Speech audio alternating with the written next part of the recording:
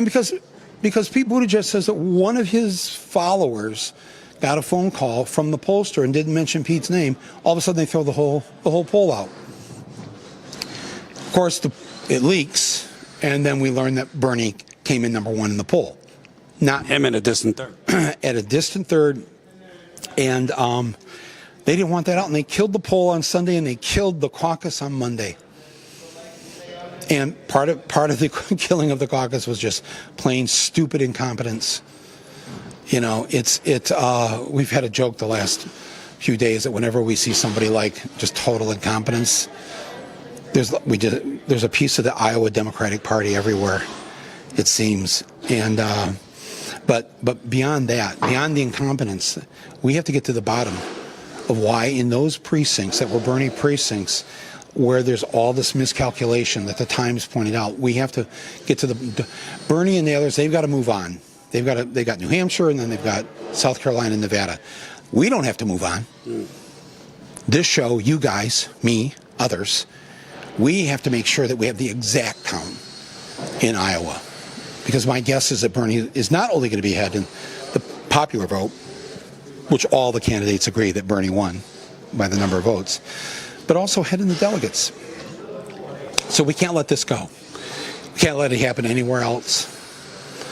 There are things taking place right now, and look, I'm not a conspiracy theorist. I don't live my life and but please trust. We've lived long enough now. We've been around this block once before, twice before, depending on how old you are, 10 times before. They are not going to stop. They are not going to give up on trying to stop Bernie. And whether it's the Bloomberg angle to do it, whether it's fiddling with the vote, and you've got all these people from the Hillary campaign that gave us that app, the COO, the CEO, the CTO of Shadow, great name, and its parent acronym, they're all people from the Hillary 2016 campaign. CEO of Acronym is married to a Pete Buttigieg staffer.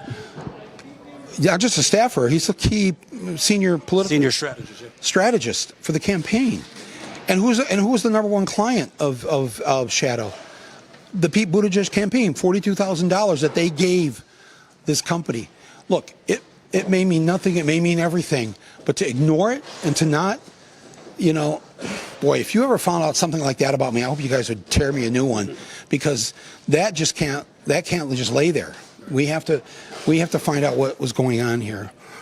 And for Pete Buttigieg to be involved 2 days in a row with the trashing of the Des Moines Register poll, so that we're not supposed to know what the poll really said, and then people from the Hillary campaign, one of whom, as you said, is married to one of the key Buttigieg people, and the Buttigieg financial arrangement with the app company.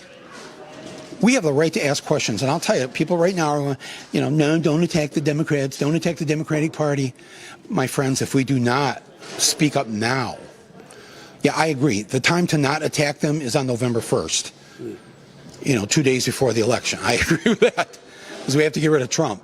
But now's the time, because if we don't take care of this now, if we don't make this an honest election now, we'll never have a chance to change the things that we need to change, and we'll just feed right into Trump's hand so he can say, look at these Democrats.